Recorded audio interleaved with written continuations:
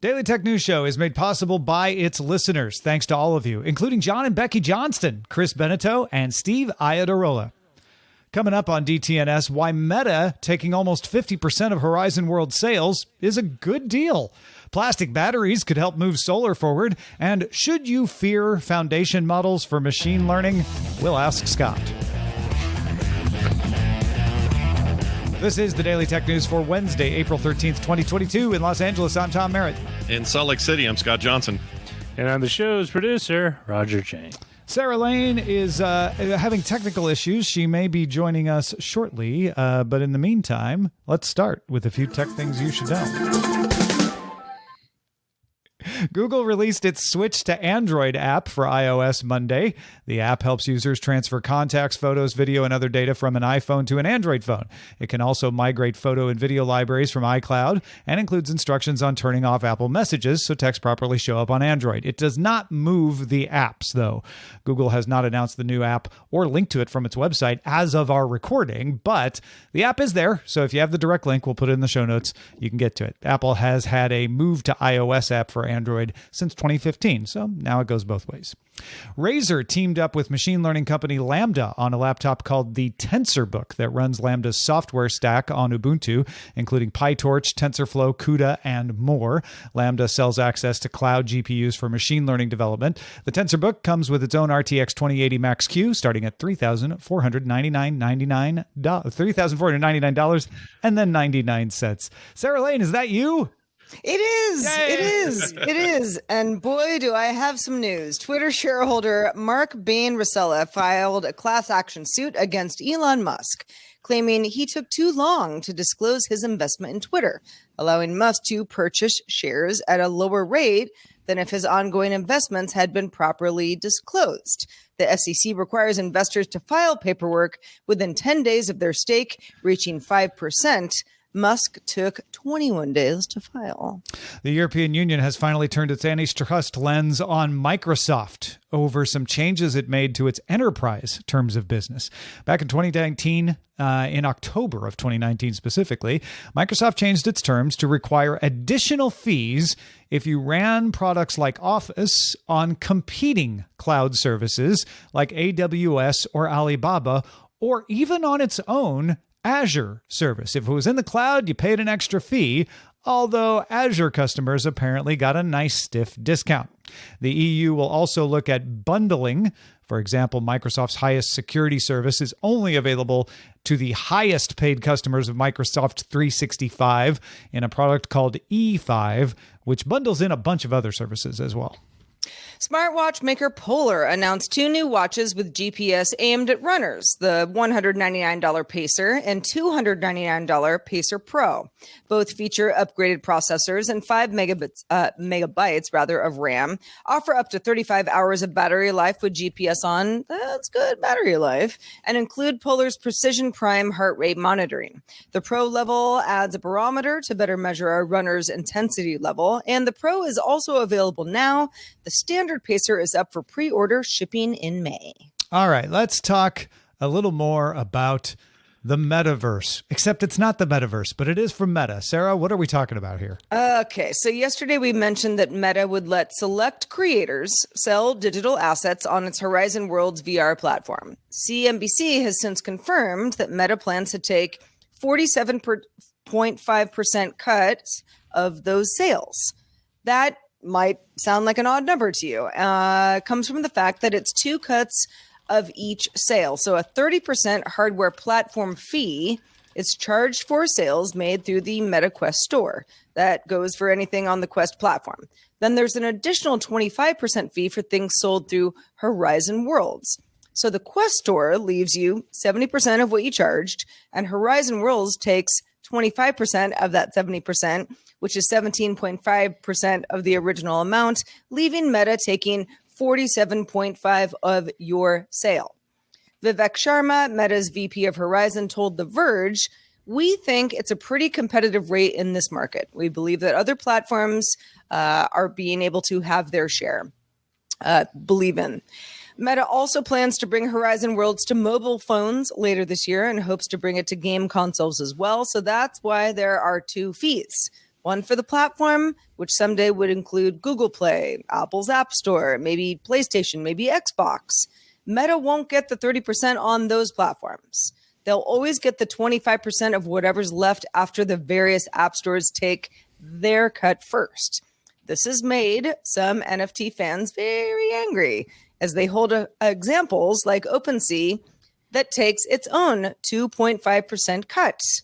However, Horizon Worlds won't include NFTs in this regardless. They're skins or special items or even VIP access to sections of the world, none of which are actually NFTs. It's more like Roblox than it is OpenSea. So if you want to compare it to Roblox, Roblox takes 30% of if you created an item and sold it in your own experience, meaning it only works in the section of the world that you created. However, Roblox takes 70% if you create an item and then sell it in the Roblox marketplace. But also, Roblox does everything within its game currency of Roblox, which can be Robux, rather, which can be cashed out or spent in game. So I guess the question at this point is this worse than OpenSea? It's not really NFTs, but maybe it's better than Roblox. What are we all thinking? Well, I mean, the comparison to OpenSea, I think is, I'm glad we brought it up because that seems to have upset the ire of that segment of people, but I don't think it's comparable. If Meta had said, hey, we're integrating NFT technology into this moving forward, then I can see why this might be important to those folks. But as it stands, I just don't think they're comparable things. They are comparable to Roblox, though, and I think in a way comparable to other platforms that let users create content and then make a little scratch on that content via their platform. Steam is not all that different with what they sell in both individual games as well as the workshop that's part of Steam. Hats in certain games are worth a whole lot of money out on the street. And that's generally a 70-30 split. Same thing goes for Apple's App Store. Same thing goes for most of how consoles work and what it costs to use their store to sell your product. Having spent enough time or a lot of time in Horizon Worlds in the last year, I can tell you, I think the potential there is actually really great, but this number really put me off today and made me think this is an opportunity for you to really blow up your burgeoning little creative space there. And you don't need to double dip to do it. I think that they could have easily, it's not like these are two different companies. Horizon Worlds, unless they plan to spin that off, is directly a Meta product. And right now it's a free product, but if you really want to get the ire of creators up, it's double dipping on their potential revenue. And that's exactly what they're doing. So if it were me and I were Meta, I would reverse this and I would make it so that you can still be competitive and do your 30-70. It's kind of the standard. Everybody does it, whether you like it or not, including Meta, who complains that Apple does it and others do it. But forgetting all of that, if they just did that and didn't double dip, I think creators might Well, Roblox be more double inclined. dips. Roblox charges 30% for the platform, and then an extra 40% if you sell through the marketplace. That's true, but the It's difference just nobody there thinks is of it as double dipping because it's just both called Roblox, whereas with Horizon Worlds, it's called Quest and Horizon Worlds. And I totally get why Meta's doing this because they're like, well, Xbox is going to take 30%, iOS is going to take 30%, Google Play is going to take 30%. But so if you're an NFT fan, first of all, this isn't about NFTs. Stop jumping to conclusions. Maybe they'll do this with NFTs, but I'm going to guess they actually won't. So it's not about NFTs. Just to hold your horses till we get to talking about NFTs. If you're complaining about the percentage, then it's like, well, it really is better than Roblox. However, I totally think Scott's right. I don't think it would have been in Meta's best interest to realize that people aren't going to rationally compare us to Roblox, so we should have probably done it. Well, and even if they did, Roblox has got this, albeit a little weird, distinction, which is if you sell it in our marketplace, we're going to charge you more. If you sell it in the place you built on our platform, we will not charge you the extra money. At least there's a division. At least there is a way to not get charged both times. Exactly. Yeah. Whereas with the meta situation's like, no, if you have to have a quest to play it. At least right now, you have to have a quest to play it. And to play it, you got to be in our world. And to be in our world, you got to sell stuff there. And to do that, you got to do it twice. So in the future, very soon, you won't have to go through the Quest store. You could go through the iOS store, but then they're going to take 30% too. Yeah, which is a whole other question I have about that's a non-VR space. So they're going to have, and they've said before a long time ago that the Horizon Worlds was intended to be a virtual space for people, whether or not they had headsets. They started with the headsets, but they're going to make it a 2D screen experience as well, which I am all for, and I think that's great. The quicker they get there, the better, because then this won't be as big of a problem. But as long as it's in this VR space and that's the only access, creators aren't going to be motivated to go lose that kind of cash on their time. Hey, Sarah, do we know anything about when to expect headsets? I'm glad you asked, Tom, because The Verge also has an article with anonymous sources familiar with Meta's roadmap about their VR and AR headset plans. There's a pass-through VR system that lets you do AR expected later this year. That is one of the rumors. More versions of the Ray-Ban Wayfarer glasses that Meta put out are coming, still focused on photos and videos. A cheaper pair of glasses called Hypernova pairs with a smartphone and is meant for notifications, not AR really. It's just more of a extension of what you can do with your smartphone. That's expected in 2024. And the first generation of a wearable AR headset codenamed Project Nazaire is planned for 2024 as well. Right now, they're a stationary demo, not actually wearable, out and about, but you could kind of think of them as like Clark Kent glasses, weighing around 100 grams, with eye tracking, custom waveguides, micro LED screens, and also stereo audio. That field of view is probably going to be less than 70 degrees, though. The first gen will require a separate wireless phone-sized control device to be somewhere on your person. Meta is also developing a wrist device that measures EMG, also known as electric pulses, in your arm for control. So no motion required, really, just thinking. Meta was building on Google Fuchsia OS, but has switched to Android for the first version to speed up development.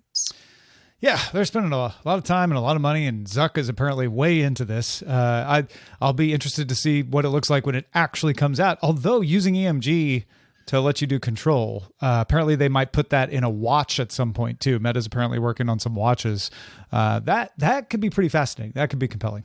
Yep, I want to see what they do. Let's move over to MIT Technology Review. They've done a write-up on something called electrically conductive polymer batteries from a company called Polyjoule. This is really interesting. Polymer batteries are essentially made of plastic instead of lithium and lead, which is the most common now. The upside of plastic batteries, as they are cheap to make and the materials are easy to get, as you might imagine. Polymers can also charge up quickly and hold their charge for a really long time. They're also efficient, which means they store a good percentage of the electricity that you would use to charge them. Plastic also handles well the swelling and contracting that can happen in batteries. That's also common. Oh, I opened a controller the other day and it was a mess. We won't get into that. Anyway, it doesn't need active temperature control. Those are the things companies spend a lot of time managing for lithium-ion batteries in your phones and devices and things. So you were waiting for the downside, right? Well, here it is. Polymer batteries are huge. They're big. They are 2 to 5 times larger than the equivalent lithium-ion systems. So just imagine whatever that is, and then go 2 to 5 times larger. So you're not going to see these in your phone, probably not even your car. They're more systems level type stuff, but they might be good when space is not an issue or a consideration, like power grid storage, for example. That's a good one. Batteries are a key part of wind and solar power as well. Polyjoule thinks it can get the cost down to about $65 per kilowatt hour of storage. That's a lot. That's a lot. But it's a great amount. But polymer batteries last longer and are cheaper to maintain. So Polyjoule hopes industrial customers might go for it. And personally, I hope it just means finally we get some traction on some new battery tech. And maybe these get smaller and someone comes up with a hybrid idea. And before you know it, we're actually, getting some movement on batteries because it's been a while.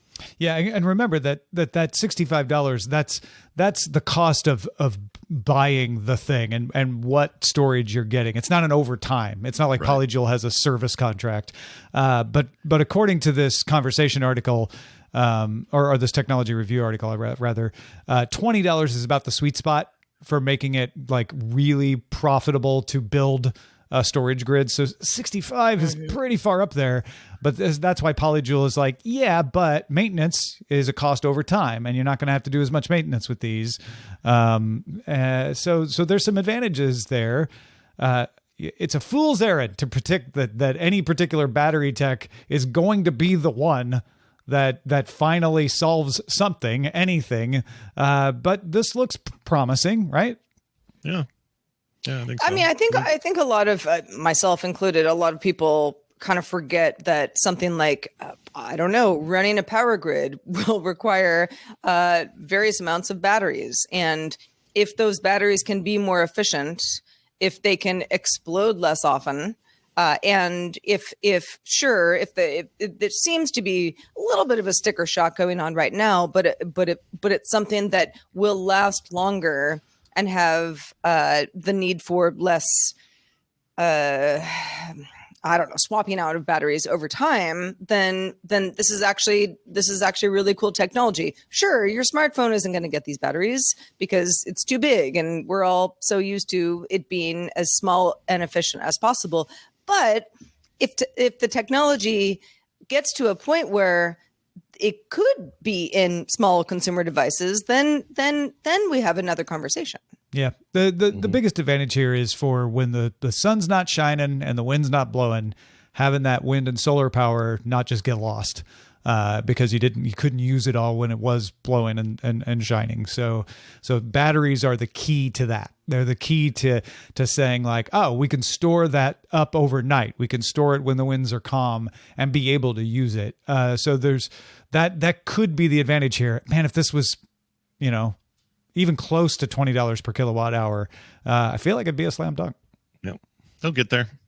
Well, folks, what do you want to hear us talk about on the show? One way to let us know is our subreddit. Did you find that cool story out there? Submit stories and vote on them at dailytechnewsshow.reddit.com. You may have heard recently of DALL-E 2, DALL-E 2, the latest version of a machine learning system that can create art just based on you typing a description. Like literally you can type teddy bears shopping for groceries in ancient Egypt, and it will generate 2 photorealistic teddy bears dressed in some kind of canvas wrap carrying a wicker basket. And granted, they look more like they're in a museum exhibit about Egypt rather than in Egypt, but still pretty darn impressive. The Tech John had a good conversation about DALL-E 2 on their show this week. If you want to hear that, go hear it, because one of Stephanie Humphrey's questions on that show, we're going to ask Scott Johnson in a second. We talked about the original DALL-E right here. We've also talked about GPT-2. That's the one that can create written works for you based on a prompt. Tell us a story about Tom Merritt and Sarah Lane. We actually did that with Andrew Main on the show. There's also Google's Palm, which outperforms humans in some language and reasoning tests. These are all part of a class called foundation models. And as with many things AI, they engender a lot of fear, uncertainty, and doubt. Questions like, why do we need that? Is this a good idea? I welcome our AI overlords. Stuff like that. Well, Aaron J. Snoswell and Dan Hunter have a great write-up on the conversation about things you should know about foundation models. I highly recommend you read it, but here's the short version. One big difference is that foundation models don't train for a specific thing. The algorithm that could make pictures of cats, remember that? It would create these cats don't exist. There was also these people don't exist. It was trained specifically on cat pictures, the cat one. The human one was trained on pictures of people. But each one was just trained on one type of thing. Foundation models are trained on general data for a wider task and sometimes have more capabilities than you might have expected. DALL-E 2, for example, was trained to match pictures with captions. That led to it being able to generate pictures from a caption and even able to edit an image based on a written instruction. Take the bears out of the hallway. Google's Palm can explain metaphors and jokes, something it wasn't specifically trained to do, but they found it could do it. Foundation models run on deep neural networks. Those are networks that work the way the human brain works by strengthening connection. But the models are gargantuan. Palm has 540 billion parameters. GPT-3 costs around $5 million to train it up. So these companies limit who can access these systems. You can get very limited access to them, but they will eventually get smaller and easier to run. That's just how tech goes. And when that happens, those questions of who owns a work generated by an algorithm, we were talking about that not that long ago, they're going to get very interesting when these things can work at scale and just constantly generate stuff. As will the question of what human creative work remains valuable. Scott, you're an artist. Do you feel threatened by this? Not threatened. I think I said last time we talked about the ones, we had one specific story on the show many months ago that talked about generating faces for RPG games. Basically look like little oil paintings of here's an archer and here's an axe wielder and here's a whatever. And what would that mean to game development specifically? I often think of that example still, even with this. This actually represents a massive step forward when it's affordable and available to everyone. Right now, these are very expensive experiments, but one day some small indie team is going to be like, we're going to make a really cool turn-based RPG, but art for this is outrageous because we have so much story to tell, so many characters to create, so many options to show, so much gear to look at that we don't have the capability to do it. So we're either going to have to go really stylized and kind of cheap looking, and everyone will know we're an indie game and they're never going to give us a second look. But if we really want to compete, we got to make this look really nice. And I'm excited for this kind of technology to be that for them to be able to say, we need to make 30 swords stat, and an AI is smart enough to make 30 very different looking swords and weapons and have them go, great, these are perfect, plug them in, we're going. That's huge from a production standpoint and just get the thing done standpoint. I don't think that this actually takes away from artists' ability to make art and even make a living with their art. And the reason I think that is, sure, the people that are cranking out that stuff, maybe not so much. But when you go to somebody because you want their style, you want their take, you want their creation, I don't think that ever goes away. And people have been telling me my entire life, oh, digital is going to destroy art. Photoshop will destroy artists. You guys are, hoes. This is going to be like Lotus 123 was for number crunchers back in the day, even though that turned out different. But in a lot of ways, I think this is similar to that. We're going to find our avenues, and this is going to, for some of us, will supplement what we're already doing. These are going to be tools we're going to want to use when it comes to large production needs and other things. So I think we're actually going to get more done and get more creative as a result of this. I am not doom and gloom on it. Yeah, I was imagining using this when I'm like making a presentation or putting together something where I'm like, I need a picture of a dog running through a field. Right now, I have to go to Google Images, find one that's Creative Commons. Imagine if I could just tell my desktop thing, like, make one for me, and I know the rights are clear. Boom, it's got it. I just put it in. It's also great for assistive tech.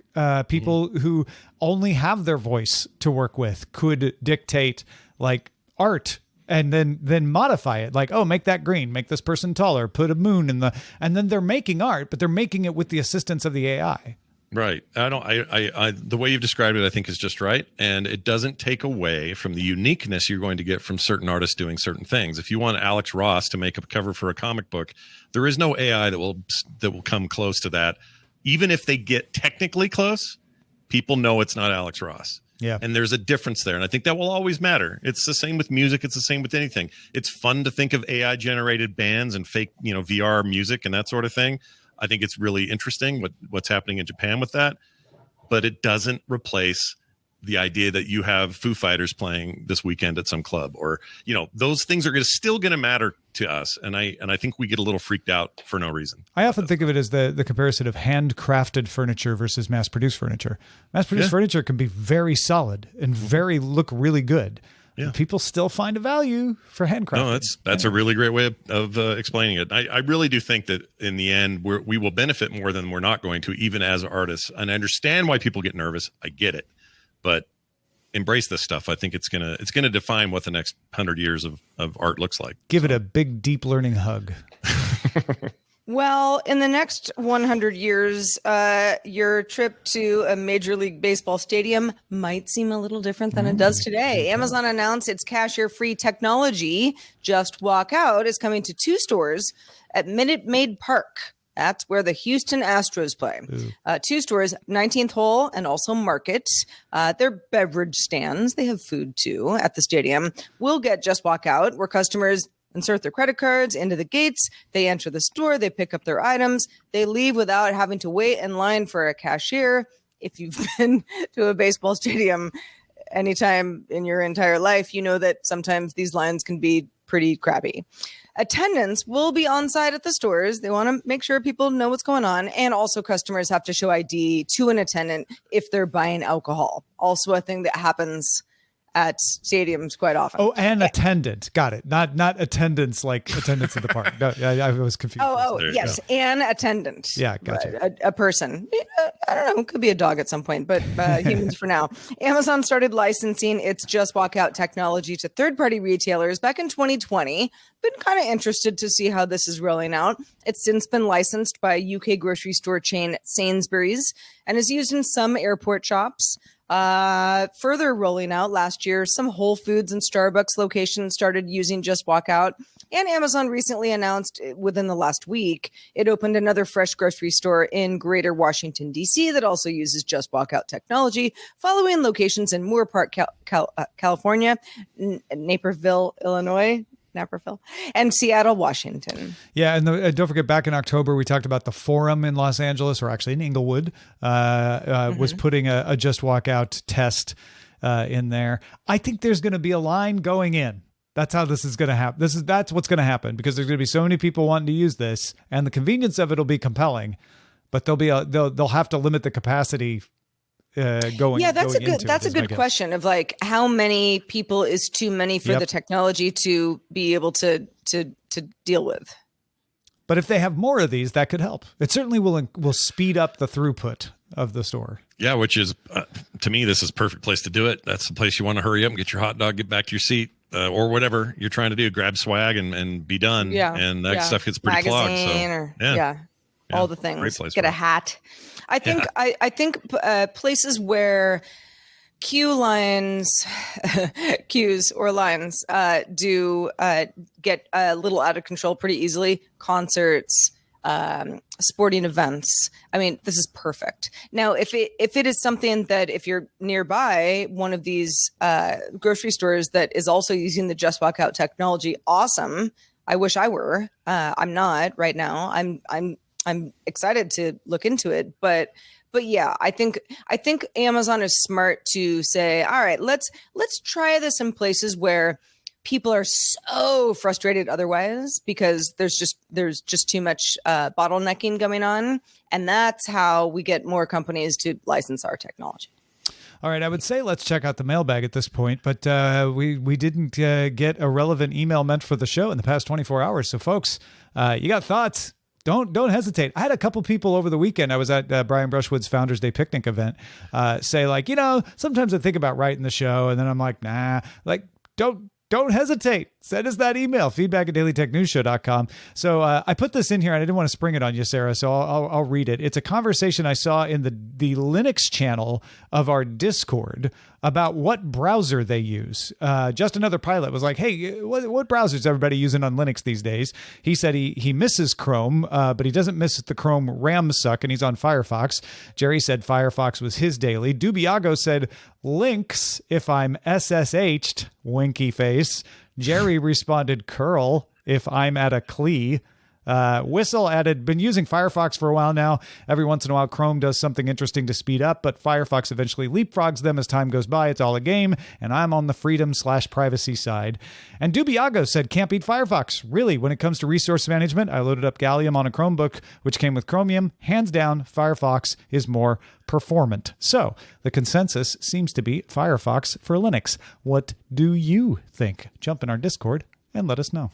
Can I just ask, I'm sorry, Jerry, what is curl on a CLE? These if you're not using Linux, it'll take us longer than we have left in the show to explain. Understood. All right. Linux talk. Love it. I'm a Firefox user as well. It sometimes doesn't work the way that Chrome, Safari, et cetera would. But yeah. Yeah. Good stuff. Curl is basically a command line utility for transferring data. Okay.